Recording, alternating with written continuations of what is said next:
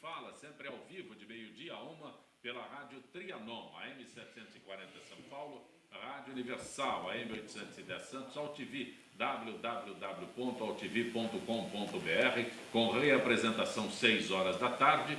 Também TV Guarulhos, canal 20 UHF, canal 3 da NET, em Guarulhos, 11h30 da noite. Acesse nosso blog, conheça nossos colunistas e colaboradores, gentequefala.com.br, nossa fanpage Facebook /programa Gente que Fala. Para você participar, chat no site da AltV, também o WhatsApp 974012235 e ainda um telefone à sua disposição, São Paulo, 5052-6622. Como toda quinta-feira, temos a edição do Gente do MPD que Fala, parceria do Gente que Fala com o movimento do Ministério Público Democrático. Doutor Alexandre Cunha, juiz de direito, prazer tê-lo aqui, doutor Alexandre. É um prazer, Zé Copé. Também conosco a nossa parceria com o Ministério Público Democrático é possível, temos sempre um integrante do Ministério Público Democrático, doutor Plínio Gentil, prazer tê-lo aqui. Muito prazer, mais uma vez, você e todos os participantes. Também conosco o jornalista, professor universitário, Moacir Assunção. Que bom tê-lo aqui, Moacir. Um grande abraço, Zancopé. Como sempre, é um prazer participar dessa atividade com vocês. Como você se identifica mais, como jornalista, como professor, como escritor? Bem, um jornalista, dizem que morre jornalista, né? Então, eu já tenho outras funções. Eu digo brincando que eu tenho 3 profissões, né? Sim. Que eu digo que sou historiador quando eu quero que as pessoas achem que eu sou inteligente. Eu digo que sou jornalista quando eu quero que as pessoas tenham medo de mim. E digo que sou professor quando eu quero que as pessoas tenham pena de mim. Então, as 3 profissões a gente se resolve. Mas eu sou jornalista mesmo, né? Se identifica Como jornalista, e o seu exatamente. trabalho como pesquisador, historiador? Continua aí. Temos aí, são 12 livros publicados já, os 3 mais recentes versam sobre o chamado jornalismo histórico, né? E esse mais recente sobre a Revolução de 24, que está fazendo muito barulho, o livro já se esgotou, está saindo a 2ª edição. E os livros estão fazendo bastante barulho. E agora vai sair um sobre um filme que eu sou entrevistado sobre Guerra do Paraguai, que também é tema de um dos meus livros mais recentes. Né? Parabéns. Obrigado. Você é historiador neste país. Sempre complicado. Pesquisador neste país, eu acho que as fontes são esgotáveis rapidamente. É verdade. Melhoraram um pouco, mas, enfim, é complicado mesmo. Não, e se eu puder fazer uma intervenção, parece que recentemente teve um questionamento da formação da grade, né, do ensino fundamental, iam tirar uma parte da história. Se depois o professor pudesse falar a opinião dele, acho que seria muito útil para a gente. Sim, teve uma tentativa aí de respeito, principalmente, à sociologia e filosofia, que seria um absurdo, né? A gente precisa de disciplinas que ajudem as pessoas a pensarem, né? Senão as coisas ficam bastante complicadas, né? Complicadas, de fato. Alexandre, depois da história do Ministério da Educação, traduziu Machado de Assis, né? Aí, coisa pior que isso não existe. É difícil, não, eu nem fui Sempre muito... pode piorar, viu? Não pense assim. Mas Zé Copé, eu nem fui muito a fundo nessa história, mas o que eu ouvi falar é que iam tirar o estudo da antiguidade clássica, né? Começar a estudar só índios, quilombolas.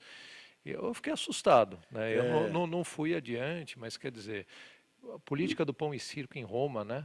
A gente não vai estudar isso, né? O que vivemos hoje, né? As raízes disso, é uma coisa tão incrível e é perigoso, né? Porque educação é isso, é poder, né? Capacidade de compreender a realidade, agir conforme a realidade. Exatamente. Aí querem fazer sumir, né? Que as coisas não sejam Logo vai estudadas. haver uma proposta de não só tirar do currículo, como suprimir isso. Isso não aconteceu, isso não existiu, não é? Porque isso é Ministério da Verdade, do George Orwell, né? Isso se estabelece 84, que a coisa exatamente, começa é o ali grande... num ponto. E né, é curioso, você falando de educação, e a gente que é da área da educação também sente isto, né? Primeiro, como lá atrás, como educandos, e sempre como educandos, e agora como educadores. A gente sente o seguinte, que a história nos é passada como um amontoado de episódios estanques, separados, né?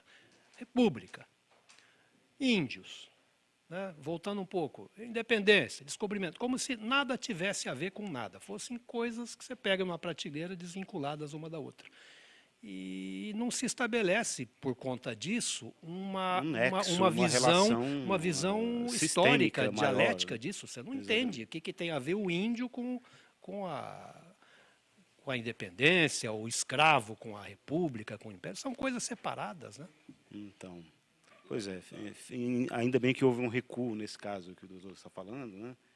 E realmente a história ela tem se modificado nos últimos anos para ter essa visão mais sistêmica e para realçar a figura do cidadão comum. Esse que é o importante, de fato, né? Sim. Aliás, meu livro é baseado nisso, são depoimentos de pessoas comuns que viveram a Revolução de 24, que é pouco conhecida em A São história é Paulo. contada Quer como dizer, sendo atos de 3 ou 4 heróis, né? É E heróis isso. selecionados conforme a Selecionados, conveniência assim, de quem conta. ali é uma coisa bastante ideológica, né? Então isso tem mudado para se contar a história dessas pessoas comuns e para se estabelecer os nexos, porque a pessoa passa a gostar da história, ela passa a ver sentido, Sim, sim. porque se forem coisas Passa a distantes, identificar realmente os fatos, né? pois é, Essa não tem- sua abordagem da Guerra do Paraguai, por exemplo, eu me interesso muito pelo assunto, deve ser muito interessante, né? Do seu ponto de vista, especialmente. Pois é, foi uma tentativa de Eu acho contar que essa história contam um de monte forma de mais mentiras simples, para né? nós sobre a Guerra do Paraguai, né? Então. Inventam os heróis. É muito estranho isso. Olha, a defesa do deputado Eduardo Cunha solicitou ao Supremo Tribunal Federal que paralise o andamento de um dos inquéritos abertos em decorrência da Operação Lava Jato, até que o parlamentar deixe o comando da casa, o que deve ocorrer em fevereiro de 2017. Os advogados pedem que o STF aplique, por analogia, um parágrafo da Constituição segundo o qual o ocupante do cargo de presidente da República não pode ser responsabilizado na vigência de seu mandato por atos estranhos ao exercício de suas funções. Doutor Plínio, doutor Alexandre, meu Deus, Moacir. Eu estou Socorro, né? estarrecido. Vocês me socorram, por favor. Uma briga para ver quem começa. O Sancopé, em primeiro lugar, é um programa sério, não é horário da comédia, né? Vem de novo o Eduardo Cunha. Eu passo um mês, 2 sem vir aqui, venho na pauta Eduardo Cunha. Como a imprensa dá palanque para os cômicos, não é verdade? O tema aqui, o tema em si claro, é um recurso da defesa. Se eu sou defensor, eu vou também usar de todos os recursos. Mas o que impressiona é como é que isto dá noticiário, como é que isso é mercadoria da imprensa, né? Ele se mantém nesse palanque e talvez isso ajude a sustentar. Já é uma imagem que eu acho que duvido que alguém leve muito a sério, mas é uma imagem que vai se sustentando agora, já entrando no anedotário um pouco, né? E isso faz parte desse molho, dessa mexida geral, porque aí vem impeachment da Dilma, aí vem o processo do Eduardo Cunha, meio que parece que as forças que dominam aí o andamento das coisas no país, que não são nem o Eduardo Cunha, nem a presidente da República, né? Parece que elas acordaram assim em ficar nesse teatro, Dilma, Cunha, Dilma, e as coisas vão se mantendo enfim, e quem manda continua mandando. Eu acho que a notícia é importante, né? Compartilhando com a crítica, né, que o Plínio está fazendo, mas assim, isso mostra um pouco, é uma técnica da defesa, né? Enfim, dentro, né, da sua lógica, quer Legítima, tentar. O legítimo aqui eu vou Você questionar. questiona também. Mas, Eu enfim, fui moderado, como hein? advogado, está procurando encontrar argumentos, né, para defender seu cliente. Ok. Mas o que a gente vê no dia a dia, né, e eu no meu trabalho já me deparei em alguns processos envolvendo figuras públicas, né, dinheiro público desviado e tal, é que você tem duas linhas de defesa, né, basicamente. Uma que é técnica, muito boa, né, geralmente consegue se contratar advogados, né, com conhecimento técnico profundo, e se defende o que dá para defender, né? E aí para ficar num exemplo em ação de improbidade, existe um questionamento se tem improbidade culposa, né? E aí, né, se questiona, olha, nesse caso aqui não tinha intenção, né, de cometer o ilícito tal, ou havia intenção ou não. Outra linha de defesa é a linha do tumulto, né? E isso é muito preocupante, não são poucos profissionais do direito que se valem dessa linha, que é você ficar criando incidentes no processo para que não seja julgado. Quer dizer, sem falar do caso concreto aqui, até porque, né, o Supremo que vai avaliar isso. O fenômeno de tentar criar uma confusão para não se julgar existe. Cabe ao judiciário ser pronto em afastar esse tipo de técnica, né, de tentativa, quando identificado. E assusta, né, aí falando né, do geral aqui, do episódio, né, a gente tem um presidente da Câmara, né, envolvido nas acusações e que está envolvido e continua, né, no cargo, e o país precisando caminhar num caminho, a gente com esse tipo de discussão. E para entrar num assunto polêmico também, mas eu não gosto de me furtar, não posso me furtar. A gente vê esses jovens aqui em São Paulo, né, fazendo suas manifestações pelo 3,80, quer dizer, com inflação que foi quase 11% no ano passado, e a gente não vê essa energia para que esse tipo de problema aqui se resolva. E isso é triste. E isso aqui eu acho que a sociedade civil devia ficar mais em cima. Moacir, Pois é, veja só, os colegas já esgotaram a decisão. eu posso colocar Claro. um outro aspecto na sua Sim. participação como jornalista, que o Dr. Plínio disse que ele não entende por que a imprensa se dedica tanto Sim. a um assunto desgastado como esse, né? Dá até para fazer um breve comentário nesse sentido também, né? Que, na verdade, o personagem é rico, polêmico, e ele, por si só, pelo cargo que ocupa, pelas suas características pessoais e políticas, ele é notícia em qualquer momento, né? Qualquer coisa que ele diga, que faça, né? Mas, assim, o que me surpreende é que, tá certo, a denúncia do Janot chegou, do Procurador-Geral, chegou muito tarde ao Supremo. Havia aí o recesso programado, mas eu não sei, uma visão desse cidadão, sem nenhum conhecimento jurídico, conhecimento básico jurídico, o STF poderia ter decidido essa questão, valeria esticar um pouco mais o seu período de trabalho e resolver essa questão, porque nós ficamos exatamente na situação que o doutor lembrou aqui do lado, quer dizer, nós temos uma pessoa sabidamente envolvida em enormes falcatruas, sobejamente denunciado, que está usando o seu cargo para criar obstáculos à sua própria condição de presidente da Câmara, uma pessoa com imenso poder, uma pessoa que controla muitos deputados, nós sabemos que ele controla financeiramente, porque ele ajudou a eleger todas essas pessoas, e esse cidadão continua zombando, parece uma zombaria essa história, na verdade, zombando da nossa capacidade de reação. Então, acho que a gente precisaria pressionar fortemente o Supremo para que decida-se o que vai se fazer com essa pessoa, porque lembramos que recentemente teve um senador do PT preso por obstrução à justiça, justamente preso. E como encarar a comparação com esse caso de obstrução clara à justiça, uma tentativa de usar, tentativa não, o uso efetivo do seu poder para barrar as investigações contra ele próprio.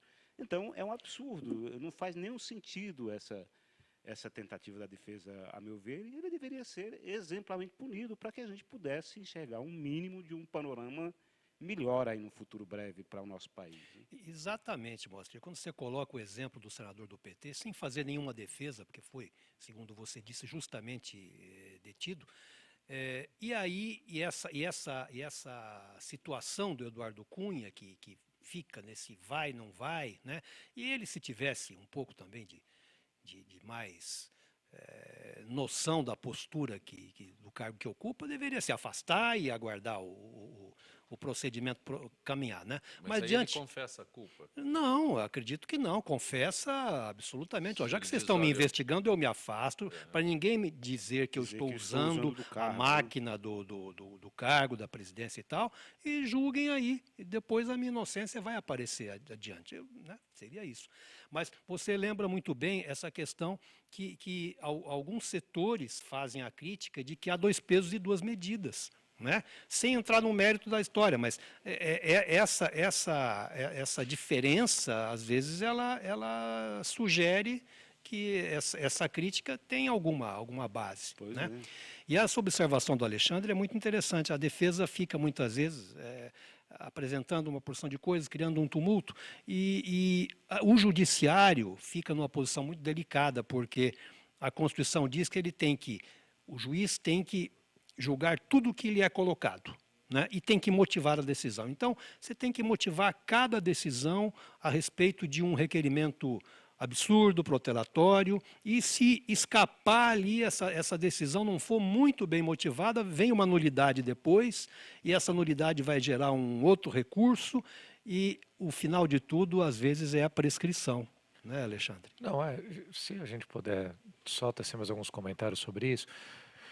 Pois é, né, essa nossa visão de direito, né, a nulidade, né, o porquê da forma, né, a gente ainda se apega a umas coisas, por exemplo, desde quando eu entrei, né, já nos bancos escolares e agora, né, desde o exercício do início do exercício da minha profissão, que eu tive mais contato com direito penal, né, principalmente no interior, quando eu trabalhava em Casa Branca, a gente tem umas coisas, né, ó, na defesa você necessariamente precisa falar que o cliente é inocente, né, você precisa pedir absolvição. Será que hoje, né, essa é uma coisa que se coloca, né? E aí se questiona, né? Pô, mas às vezes para o próprio cliente é melhor, e hoje com os novos instrumentos que a gente tem, é melhor assumir logo a culpa, eventualmente, né, se fosse possível já cumprir a pena. A gente ainda não tem, né? A gente está mudando um pouco o nosso arcabouço legal para que isso seja possível.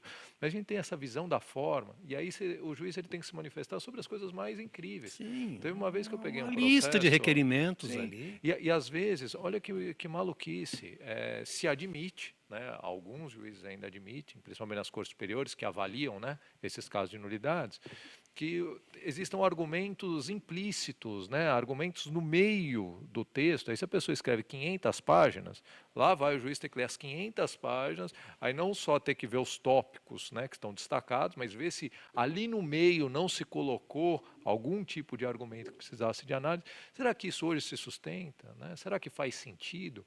Não é dever da parte, ó, eu tenho que saber o que você quer que eu me pronuncie. E sobre um dos casos que eu avaliei no interior, que era um caso menor, mas enfim, um advogado lá queria desenvolver bastante suas teses defensivas. Tinha até o argumento de que você sofrer um processo penal era algo contra a dignidade da pessoa. Pô, pois é, esse eu não apreciei, porque eu falei, mas aí já é demais. É um absurdo. Eu agora tecer considerações sobre o porquê a pessoa, né, havendo indício, prova de materialidade do crime, indícios de autoria, responder a um processo é algo que faz parte do Estado democrático de direito, ainda que seja para ser absolvido ao final. Mesmo porque qual seria a solução, né? Algo mais. É isso mesmo, né? Acho que assim é exatamente o que o Alessandro falou, né? Quer dizer, e o Gilberto também comentou, o Plínio, desculpe, aquela coisa de que na sua tentativa de defender seu cliente, o advogado vai tentar todas as manobras, algumas delas meramente protelatórias, etc, etc, faz parte, né? Mas há alguns casos que são absolutamente flagrantes, né, e que fica muito complicado. O advogado tem que ser um mestre para conseguir esse caso aí que você comentou, que são os absurdos. Gostaria de esclarecer um item na notícia, né, onde os advogados entendem que o ocupante do cargo de presidente da República, ele é o terceiro na linha de sucessão. Ocupante eventual. Faltou o eventual aqui, a né, hipotética ocupação, né, a expectativa de ocupação. Se for assim, né? Não, mas ele é o terceiro na linha de sucessão. Então, E ele não atos pode ser chamado estranhos ao exercício de suas funções, quer dizer... Para o doutor Alexandre, ele não pode ser chamado de presidente da República. Se for assim, qualquer de nós, um de nós, ou qualquer pessoa, pode ser um dia eleita presidente da República. Então, tem uma expectativa de exercer o cargo, qualquer pessoa tem. Mas aí que está, né, Zancopé? A gente, quando entra no mundo jurídico, aí é o mundo das palavras, né, das teorias. E toda essa argumentação aqui, ela tem um sentido numa coerência meramente formal, né? Assim, se faz um jogo de palavras aqui, se fala, não, pode-se aplicar isso. Cadê a responsabilidade da população? As pessoas que estão lá, né, isso é bom a gente sempre repisar, estão lá porque foram eleitas. Né? E eu acho que se vendo tudo isso aqui, né, o cidadão aí em casa que está vendo essas notícias, tem que refletir um pouco. Qual é o meu papel nisso? Olha o problema que essa conduta está gerando. Aí a gente fica nessas discussões mesmo. Como toda quinta-feira, nós temos a participação da FIPESP, Associação dos Funcionários Públicos do Estado de São Paulo. Gisele Souza, boa tarde, Gisele. Boa tarde, Zancopé. Boa tarde aos debatedores e aos ouvintes do Gente que Fala. Gisele, que é do setor de eventos da FIPESP, vamos abordar fotos do acervo digital do Senado disponíveis como fonte de pesquisas. O arquivo do Senado possui banco riquíssimo de imagens para quem procura fotos históricas para pesquisa pessoal ou profissional. É atualizado diariamente. Gisele, qual é o meio de acesso a essas fotos? Então, Zacopé, o arquivo fotográfico da Secretaria Especial de Comunicação do Senado atende a mais de 1.000 pedidos anuais, todos por uma solicitação formal que chega por e-mail. Mas isso não significa que não seja possível baixar as fotos diretamente pela internet. Essas imagens? Me escuta, Zacopé? Qualquer pessoa está autorizada a baixar essas imagens, Gisele? Sim, elas podem ser acessadas por meio do site de compartilhamento de fotos Flickr, no link https://www.flickr.com/fotos/agência Senado. Entre outras imagens recentes, o banco já incluiu a cobertura completa da posse da presidente Dilma Rousseff em seu segundo mandato presidencial, sempre up to date. O banco de imagens disponibiliza as fotos da cobertura da Agência Senado. Gisele, tem algum custo? É preciso pagar para usar? Não, o uso das imagens é gratuito, bastando apenas que o solicitante forneça o devido crédito ao autor da foto, de acordo com a descrição na própria página de download. A página de compartilhamento estão disponíveis as imagens publicadas pelo site do Senado, pelo Jornal do Senado e pela revista Em Discussão. E como pode ser agilizado o trabalho de pesquisa? Os álbuns de fotos do Flickr são organizados por data, das mais recentes para as mais antigas. Mas pelo e-mail é possível solicitar pesquisas específicas. O acervo digital dispõe, por exemplo, de imagem da construção dos prédios do Senado e da Câmara dos Deputados entre 1958 e 1960. Já as imagens produzidas pela Agência Senado desde 1999 ou imagens anteriores a 1999 que estejam digitalizadas podem ser solicitadas pelo e-mail fotojornal@senado.gov.br.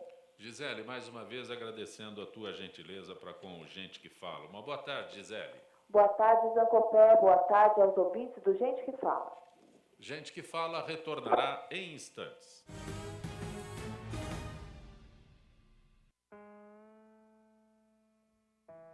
Olá, meu nome é Lucas e eu vou contar minha história para vocês. Eu sempre tive um sonho, me aventurar e conhecer o mundo. Quis desvendar os mistérios da terra, navegar em alto mar, ganhar o céu. Era tanta vontade de fazer tanta coisa que eu nem sabia por onde começar. Foi quando descobri que, antes de tudo, eu ainda tinha um grande desafio pela frente. Eu precisava nascer. Não dava para realizar meus sonhos preso na barriga da minha mãe. Eu queria começar a aventura da vida o quanto antes. Forcei tanto que consegui. O problema é que fiz isso cedo demais. Não estava pronto. E outra vez fiquei preso. Eu era menor do que imaginava.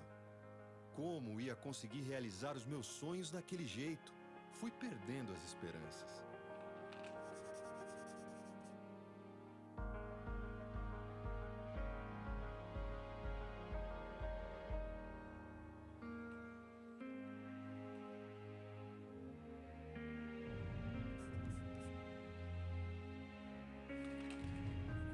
Foi quando descobri que tinha uma coisa que podia me ajudar muito: leite materno. Mas a minha mãe ainda não podia me dar. E com a doação de outras mulheres, eu poderia ser salvo. E foi assim, com a ajuda delas, que eu consegui crescer e ganhar força para a aventura da vida. Inclusive, essa aventura não pode parar. precisa ser aproveitada a cada segundo. E você também pode fazer sua doação compartilhando essa postagem.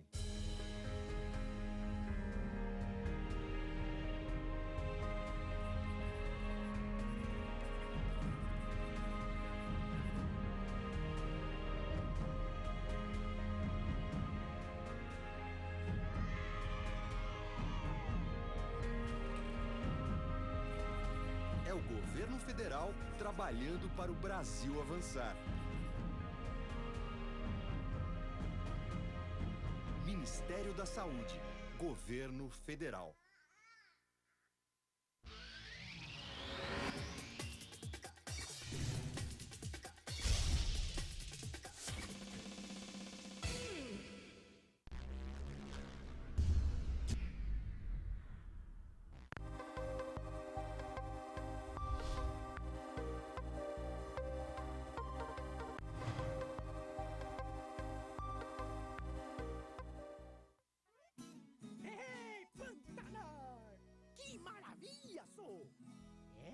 Mas aqui os peixes já estão diminuindo. Por isso, é bom cuidar e proteger os rios que é aqui, ó, onde eles nascem. O Pantanar depende das nascentes e das cabeceiras. E nós também, ué. Então, pessoal, vamos ajudar. Afinal, tamo tudo junto, no mesmo barco.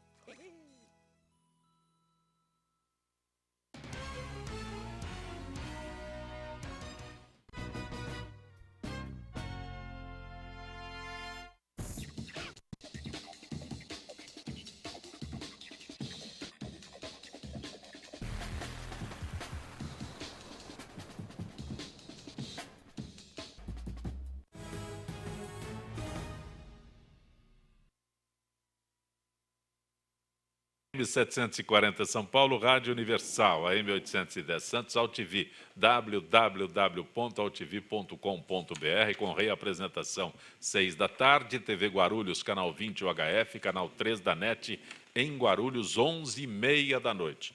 Hoje, gente do MPD que fala, nossa parceria com o movimento do Ministério Público Democrático. Conosco, o Procurador de Justiça, Dr. Plínio Gentil, que é o representante aqui, o membro do Ministério Público Democrático, o jornalista, professor universitário Moacir Assunção, juiz de direito, doutor Alexandre Cunha. Conosco nesta edição, gente do MPD que fala. A mineradora Samarco entregou ao IBAMA um plano de recuperação das áreas devastadas pelo rompimento da barragem em Mariana. As primeiras soluções são para controlar o vazamento de lama. A empresa está construindo diques filtrantes onde o rejeito de minério se deposita e fica retido. Olha, com todo respeito a esses detalhes técnicos aqui, a lama levou tudo, doutor Plínio, doutor Alexandre, professor Moacir. Acabou, rompeu e vem mais por aí. Não fica só nessa. Eu até interrompi exatamente não, por isso. Porque... O que eu acho aqui da situação, né? Enfim, fora, né, essa preocupação, né, comum, enfim, o desastre que foi, né, o que deve se fazer para evitar novos desastres, eu acho que tem que se tomar cuidado. Toda vez que eu vejo as notícias com relação a Samarco, enfim, foi uma desgraça, né, o que aconteceu, enfim, um dano ali, né, incalculável por hora, ainda vai se ver, né, o que precisa para recuperação. Se eu não estou enganado, Zancompe, ano passado a gente discutiu a questão de um acordo que já tinha sido feito desde logo de R$1 bilhão para começar a reparar, e eu naquela ocasião discuti, olha, isso é uma coisa muito interessante do ponto de vista do direito, né? Ainda que o dano seja maior... Só para acrescentar, a presidente Dilma, quando sobrevoou lá, multou a empresa em 200 milhões. E aí teve mais este valor de 1 milhão, sei lá, eu não sei quanto é, são os valores se eu não me engano, era 1 bilhão na ocasião. Isso. Se a presidente lavrou uma multa, ela não pode ter lavrado essa multa, sim. Porque depende da autoridade competente. Mas eu, no nosso país, eu não duvido de nada. Se saiu que a presidente aplicou uma multa, ela não pode ter aplicado, quer dizer, tem que ter aplicado ao IBAMA, órgão estadual, eventualmente órgão municipal competente. Ela já mas saiu assim, multando. Para reparar o dano, né, essa forma de um agir mais consensual da administração, ainda que depois se comprove que o dano seja maior e tenha que complementar aquele pagamento. É boa, porque a coisa já vai acontecendo. Né? Independentemente de você demorar um processo, imagina se for demorar um processo judicial, isso você recorrendo até o STF, como se admite em quase todas as ações que a gente tem, vai ficar qualquer indenização para daqui a 20 anos. Né? Então, já começar Está a dar... otimista. Exato, pode ser mais. Então, para já começar a ter a reparação, acho que esse efeito imediato é fundamental. E a gente tem que tomar cuidado, e é a minha posição como cidadão, né, que essa nossa indignação, né, e esse reclamo por medidas drásticas, prontas, tem que demitir, tem que punir, tem que aplicar mais multa, não redunde na falência da empresa. Porque se falir a empresa, aí é que me parece que pouca coisa vai poder sair daí.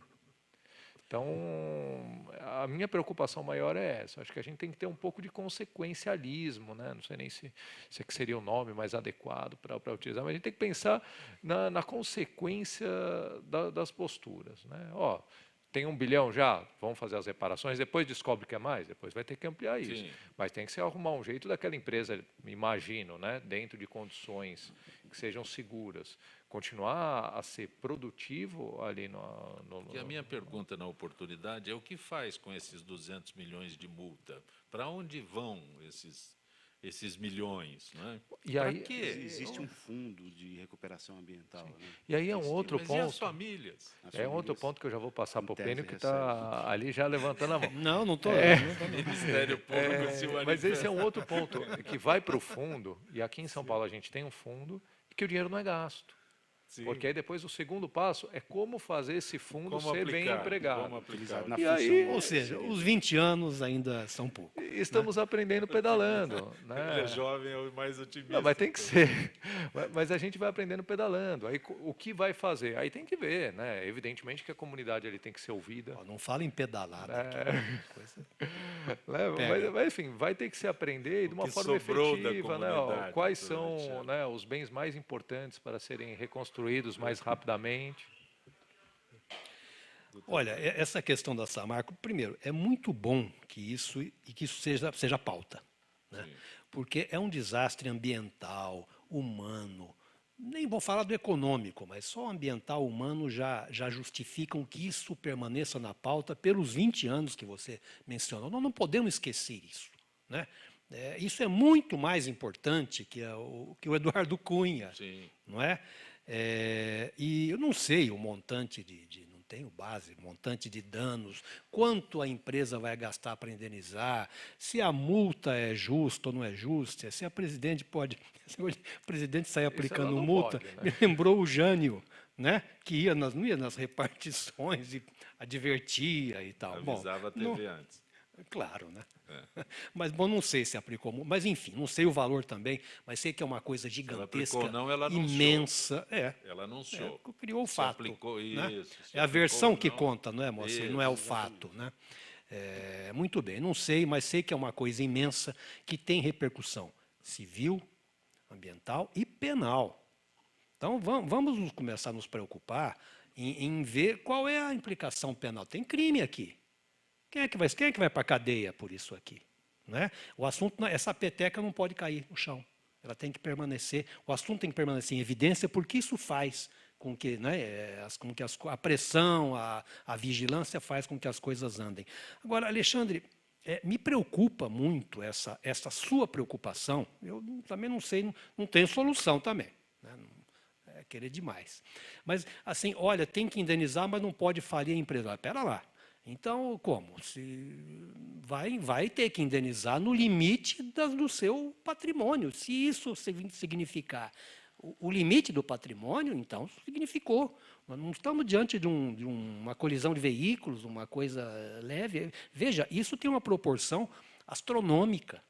Né? É preocupante limitar isso. Olha, mas a empresa tem que ser preservada, porque daqui a pouco nós não vamos ter acesso aos números do que significa essa preservação, e isso que deveria redundar numa indenização, numa reparação, não é só indenização financeira, é uma porção de obras que tem que ser feitas e tal, numa coisa irrisória, né? lá no fim dos 20 anos.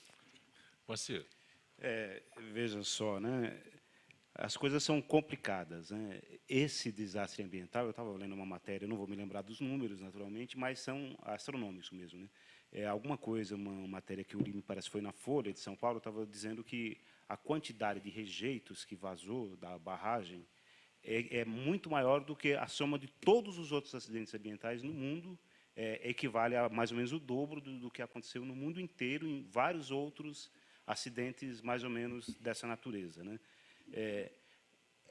É uma situação muito complexa, e aí realmente existe uma preocupação nesse sentido, que faz sentido, acho que faz sentido o que o doutor Alexandre falou, em um aspecto, pelo menos, que a população de Mariana, uma cidade que eu gosto muito, frequento, sempre estou para lá, uma cidade maravilhosa, ali ao lado de Ouro Preto, né? Uma boa parte da população trabalhava na Samarco mesmo, eram funcionários, né? E, na prática, o que houve nesse momento é que o distrito de Bento Rodrigues desapareceu, não existe mais, ele é inabitável, ele vai ficar inabitável durante não sei quantos anos. O Rio Doce, que basicamente abastece toda aquela região, o Espírito Santo, está muito comprometido. Não se tem notícia se ele vai conseguir ser revitalizado, que é uma preocupação seríssima, porque, na verdade, ele ficou como se tivesse sido asfaltado, o rio com a quantidade de rejeitos, né? E eu estava comentando outro dia com um amigo economista, e ele estava fazendo um comentário que eu achei interessante, que nós vivemos um momento no Brasil complicado em termos econômicos, muito difícil por várias razões, e nós temos as nossas duas grandes empresas multinacionais numa situação difícil, que são a Petrobras, na situação que a gente está vendo, e a Vale do Rio Doce, que é uma empresa gigante também, e que é sócia, tentou se esquivar, claro, mas é sócia com a britânica BHP Billiton da Samarco. Então, claro, uma vez que você é dona de uma empresa, ela é da sua responsabilidade. Não adianta dizer que não, é uma decisão do diretor, claro, mas o diretor está ligado diretamente a mim. Então, é claro que precisa mensurar isso tudo, mas o que a gente espera desse caso, o que a cidadania espera, é que as pessoas sejam exemplarmente punidas, né? Que hajam, para além da punição pecuniária, da punição eventualmente com prisão, com alguma medida restritiva de liberdade, para que se cuide dessa questão, porque aqui no Brasil a gente tem uma tendência, e isso é muito triste e lamentável, de remediar as coisas, não haver uma resolução concreta das questões. A gente sempre está tocando um pouco para frente. Isso é histórico no Brasil, né? Existe uma tendência a protelar as situações, né? Então, é preciso repensar toda essa área de forma que a gente passe a ter muito mais segurança, uma segurança absurda, dentro de um padrão muito mais alto, para que coisas como essa não se repitam, porque o que se cometeu foi um crime ambiental de proporções estratosféricas, né? Mas, efetivamente, as pessoas esperam que a empresa minimamente seja preservada, pague todas as indenizações, para que elas possam sobreviver, inclusive, ao enquanto trabalho. você fala, eu me lembro aqui de várias outras barragens que existem por lá em situações semelhantes. Pois é, existe até um movimento nacional, eu falei com eles há um pouco tempo atrás, uns 2 anos atrás, é o movimento dos atingidos por barragens. Pessoas que foram vítimas de barragens. Que não teve essa proporção, Pois mas é constante. Mas, quer dizer, acontece aos pouquinhos em outros lugares. Então, se você for mensurar tudo isso aí, for juntar tudo isso, dá outro episódio. Logo depois da parecido. Samarco, nós tivemos uma no Mato Grosso que ninguém tomou conhecimento porque não atingiu não teve pessoas, nem de longe uma repercussão não parecida. teve essa visibilidade. Essa amplitude do fato, né, da tragédia. Está no estado um pouco mais isolado, não está no estado central, que é Minas, que está aqui do lado, envolve o Rio Doce. Não faz muito tempo eu assisti o documentário daquele fotógrafo famoso, que ele é muito ligado ao Rio Doce, um fotógrafo de uma expressão mundial, brasileiro, né? Ele estava exatamente falando do Rio Doce, das tentativas de revitalizar aquele rio, que a gente está com uma situação muito complicada em todos os nossos grandes rios, e o Rio Doce foi duramente afetado, e não há uma clareza em ninguém se esse rio efetivamente conseguirá ser recuperado. Então, o dano é estratosférico, não é quase imensurável, né? E se eu puder só, viu, Plínio, mas o que eu disse não foi exatamente que a multa tem que ser limitada, muito pelo contrário. Eu falei, tem que ver lá no caso concreto qual é o valor do dano. Enfim, eu acho que no limite, se tiver que falhar a empresa, ok. Mas tem que tomar cuidado para que se tente, na medida do possível, se for possível, né, a manutenção desses bens, né, desse patrimônio, que a empresa não existe, né? Existe um patrimônio e existem pessoas, né? Se esse patrimônio vinculado a uma atividade produtiva que emprega, né, enfim, gera renda, riqueza para o país, se há condições daquilo seguir. E se for com uma gana muito intensa, não, vamos, né, mais multa, mais multa, mais multa, sem algum tipo de preocupação que isso ocorra de uma forma, né, razoável, tal, o remédio pode virar veneno. Essa é a minha preocupação. Não, é claro que tem que ter esse critério, eu concordo. Eu só fico com receio do raciocínio, porque estou pensando aqui, tira Samarco da jogada, um pequeno comércio no lugar. Aí eu sou um comerciante desonesto, né? Eu penso em aplicar um golpe, um mega golpe na praça. E aplico. E aí eu fico muito tranquilo, porque se eu tiver que ressarcir, eu só vou ressarcir aquilo que preserve o meu pequeno patrimônio. Quer dizer, vai compensar o golpe, né? É só esse raciocínio que preocupa. Eu acho que certamente você está atento a isso. E, claro, todos devemos estar atentos à finalidade social que qualquer empresa deve ter, esses trabalhadores, isso tudo tem que ser visto claro, né? Os responsáveis têm que ser punidos. E penalmente, inclusive. Sim. Doutor Alexandre, não excluindo o doutor Plínio Gentil e também o professor Moacir, a lei de mediação que entrou em vigor no final de 2015 traz um método alternativo que pode tornar mais eficiente a resolução de conflitos. Mas a revolução esperada também depende de uma mudança de cultura em relação aos litígios. Em outras palavras, está nas mãos dos operadores do direito permitir que a lei e o novo Código de Processo Civil auxiliem na desjudicialização da sociedade. Tema, assim, também do momento, né? A questão que eu acho que dá para ponderar aqui é a seguinte: vale a pena litigar no país? Acho que essa é a questão central, né? Porque, né, você conversa com pessoas de outros lugares, é um pouco mais difícil litigar, a pessoa pensa 2, 3 vezes antes de entrar com a ação, né? Aquilo tudo tem um custo, se a pessoa perder, efetivamente já tem que pagar alguma coisa. E aí a pessoa faz um cálculo antes de entrar com a ação. Aqui no país, a gente ampliou tanto o acesso ao judiciário de uma forma tão desgovernada que, assim, pessoas que potencialmente poderiam arcar lá com as custas do processo não pagam. E entra-se com a ação com as teses mais fantásticas possíveis, né? Então, situações comezinhas, a gente já discutiu sobre isso aqui, né? Uma briga de trânsito, antes não, de xingamentos. Antes todo mundo ia para casa, que problema. Hoje em dia você entra com uma ação por dano moral, ninguém paga nada e você fica discutindo aquilo.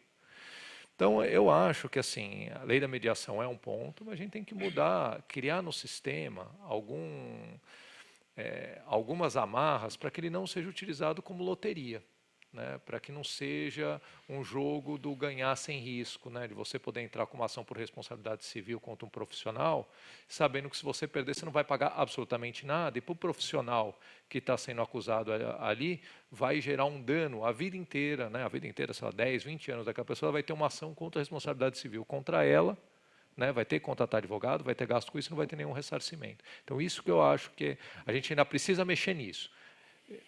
Lei da mediação, boa, enquanto valer a pena litigar e aquilo não tiver qualquer tipo de repercussão para quem perder a ação, acho difícil a gente ter o efeito esperado. Moacir, Pois é. entender tua manifestação enquanto Alexandre. Então, falando das tentativas absurdas, né? Eu me lembro, no começo de carreira no Estadão, que chegou uma carta de um cidadão do Maranhão dizendo que, jurando de pé junto, que estava sendo torturado mentalmente pelas grandes potências. Isso é coisa de 20 e tantos anos atrás, né? E que, inclusive, ele tinha sido sequestrado, teria sido sequestrado e implantaram um chip na cabeça dele. Foi abduzido. Foi abduzido, alguma coisa parecida com isso. E então ele foi torturado e ele entrou com ação contra as grandes potências, na época Estados Unidos, União Soviética, que existia ainda, França e Grã-Bretanha. E um juiz, em primeira instância, no Maranhão, aceitou a ação, que naturalmente caiu na sequência, porque alguém olhou e falou, isso é uma maluquice. E ele mandou uma carta para o Estadão, porque ele esperava ver aquela história publicada. Então, é um absurdo, né? Quer dizer, as pessoas... movimenta-se toda uma estrutura de Estado para uma bobagem dessas, uma clara maluquice. Então, Foi as coisas são abduzido. muito complicadas. Moacir, Né? não é uma delícia isso? Olha, olha, Do ponto vocês de não, vista não têm- jornalístico. É uma delícia. Delícia. Você, na verdade, Uma o que coisa acontece dessas. nos bastidores do jornal, às vezes é mais interessante do que a notícia. Muito mais. As pessoas que ligam para os jornais, e eu sempre tive o hábito de dizer meu nome, então a pessoa depois me procurava, é o Moacir, sabia o nome? E aí eu atendia pessoas que absolutamente elas precisavam de tratamento psiquiátrico, né? Mas aí elas preferiam ligar para o jornal, era mais interessante, sei lá, e ficava conversando. E a pessoa queria que saísse no jornal, aquela coisa, então é muito complicado, né? Eu saúdo, acho que essa é uma medida muito interessante, até eu tenho uma amiga advogada que está fortemente envolvida nessa questão lá na Universidade de São Judas, onde eu dou aula, e eu acho o máximo, acho que é interessante, porque a gente precisa perceber essa coisa do homem cordial, que foi mal entendido lá do Sérgio Buarque de Holanda. Quando ele fala homem cordial, é o homem que se move pelo coração. Não é que seja um homem bonzinho, né? O brasileiro bonzinho, essa história não existe. A nossa história é recheada de crimes, de revoluções, de sangue. Tem uma história terrível. Essa história do brasileiro bonzinho não existe mesmo em lugar nenhum, né? Então, e a gente agora pode observar isso na prática. A gente até fez uma discussão semelhante da outra vez que eu vim aqui. Essa coisa da internet, né? As pessoas se matando pela internet, sangue para todo lado, as pessoas absolutamente desrespeitosas em relação aos outros, chamando os outros de ladrão como se fosse a coisa mais simples e tendo que ser processado, como foi o caso recente do Chico Buarque. Aliás, eu processaria aquele cidadão que se diz jornalista, não teria dúvida, ele teria que me pagar uma indenização muito alta por me chamar de ladrão. Então, quer dizer, eu acho que essa medida da mediação ela cria a possibilidade de uma resolução cordial dos conflitos, porque a gente sabe, e quem está aí na área do direito penal muito melhor do que eu, que trabalhei nessa área como jornalista, é que a maior parte das mortes no Brasil é por motivos banais, né? Briga de trânsito, briga de vizinho, o sujeito teve acesso à arma. Então, a mediação ela permite que as pessoas ajam de forma civilizada e, quiçá, crie esse efeito aí que o doutor Alexandre falou, que eu acho que é muito interessante, da pessoa mensurar. Pô, será que compensa, no final das contas, entrar com uma ação por uma coisa que pode muito bem ser resolvida no diálogo? Acho que a gente passa para um estágio diferente e mais cidadão da história do Brasil. Espero que essa história efetivamente vá adiante e pegue. Moacir, não tem nada de cordial brasileiro, né? A sociedade violenta, construída debaixo da autoridade, debaixo da dominação, desde a colonização, né? Que não foi uma colonização, foi uma exploração, uma predação. A questão da mediação, ela traz, né, esse convite a uma solidariedade, uma boa vontade. Acho muito interessante. Tem duas observações. Uma é um receio de que, num conflito muito desigual, a mediação acabe anulando o direito da parte inferiorizada, porque ela não sabe, às vezes, nem se colocar, o interesse dela, se não for muito bem defendido, às vezes com garra, ele não vai se sobrepor, né? A mediação vai ter que observar com muito critério esse equilíbrio. Então, não sei se isso vai acontecer e tenho receio. E a outra coisa é um contraponto, Alexandre, assim, preocupado, né? Essa questão vamos desjudicializar, né? Uns anos atrás, olha, vamos garantir o acesso à justiça, É muito importante o acesso à justiça, que eu acho que ainda não existe. Inverteu o discurso. Porque ele realmente não compensa. Muitas vezes não compensa entrar na justiça. Então, já que não dá para entrar na justiça, vamos desjudicializar. Já que não dá mesmo, então vamos fechar essa porta aqui. Eu fico com receio disto, porque você fala para uma briga, uma que assim um receio, né? Você é juiz, eu sou do Ministério Público. Se desjudicializar muito, a gente perde o emprego, meu amigo. Olha, mas para perder o emprego, vai, viu? Entendeu? Porque o que tem, Então vai. o que tem de ação lá. Então tem isso também, mas tirando a Eu não brincadeira, estou com esse receio. né, é o seguinte, o que eu faço se eu estou no trânsito e sou ofendido moralmente por um sujeito? Como já aconteceu. Eu vou para casa, engulo aquilo e despejo aquilo na minha família.